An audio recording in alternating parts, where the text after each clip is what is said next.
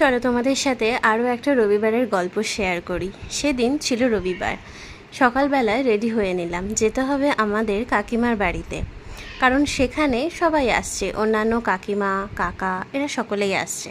তাই সকাল সকাল আমরা রেডি হয়ে সেখানে ছুটলাম। বাইরের আকাশটা দেখতে ভীষণ সুন্দর লাগছিল। সবাই বলে শরতের আকাশ খুব সুন্দর, কিন্তু আমার কাছে এই বর্ষার আকাশটাও খুব ভালো লাগে। যখন মেঘ থাকে তখন তো মেঘ থাকেই, আর যখন মেঘ থাকে না কি সুন্দর নীল থাকে, আর তার সাথে মেঘগুলো যেন দলা পাকিয়ে থাকে, খুব ভালো লাগে দেখতে।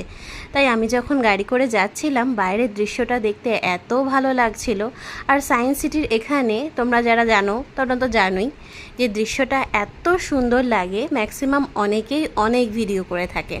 তাই এরকমভাবে প্রাকৃতিক দৃশ্য দেখতে দেখতে ছুটছিলাম। আসলে রবিবারটা আমাদের কাছে ভীষণ একটা রিল্যাক্সের দিন, কারণ সববার অফিস ছুটি থাকে।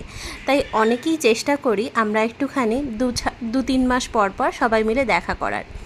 মেয়ে তার কাকাইয়ের সাথে বেজায় খুশি, গিয়েই কিন্তু খেলা শুরু হয়ে গেছিল। আসলে তার আগের দিন বা 2 দিন আগে ছিল কাকাইয়ের বার্থডে, তাই আমরা গিয়েছিলাম। সেরকম কিছুই ছিল না, জাস্ট আমরা সবাই মিলে এক জায়গায় হয়েছিলাম, কারণ অনেক দিন আমরা এক জায়গায় হই না। আর কিছুদিন ছাড়া ছাড়া, মানে ওই যে বললাম 2-3 মাস পর পর আমরা চেষ্টা করি সবাই এক জায়গায় হয়ে একটু খাওয়া দাওয়া। আর এখন যেহেতু মেয়ে আস্তে আস্তে বড় হচ্ছে, তাই সবার সাথে খেলাধুলা করতে খুব ভালোবাসে, আর সে নিত্য নতুন নতুন নতুন জিনিস শিখছে, তাই সেটা নিয়েও সবাই খুব মজা করে। তাই সব কিছুই উপলব্ধি করতে আমরা 2-3 মাস ছাড়া ছাড়া সবার সাথে গিয়ে দেখা সাক্ষাৎ করি। আর কাকাইকে পেয়ে এরকমভাবে খেলা করে দেখো মেয়ের আনন্দটাই না কতটা হচ্ছে। তারপরে দেখলাম ঝমঝমিয়ে বৃষ্টি নামলো। আমার তো বাইরের দৃশ্যটা দেখতে দারুণ সুন্দর লাগছিল। বরকে বললাম আমাকে একটা ভিডিও তুলে দাও না, এরকমভাবে বৃষ্টির জল ধরবো। কিছুটা সময় বৃষ্টিটা থাকতে থাকতেই আবার বৃষ্টিটা চলেও গেল। সময় আসলো খাওয়া দাওয়া করার, সবার সাথে বসে পড়লাম খাওয়া দাওয়া করতে। আর সবাই মিলে যখন আসি না, আমরা গল্পে একটু বেশি মত্ত থাকি, তার জন্য ভিডিও সেভাবে আর করা হয়নি।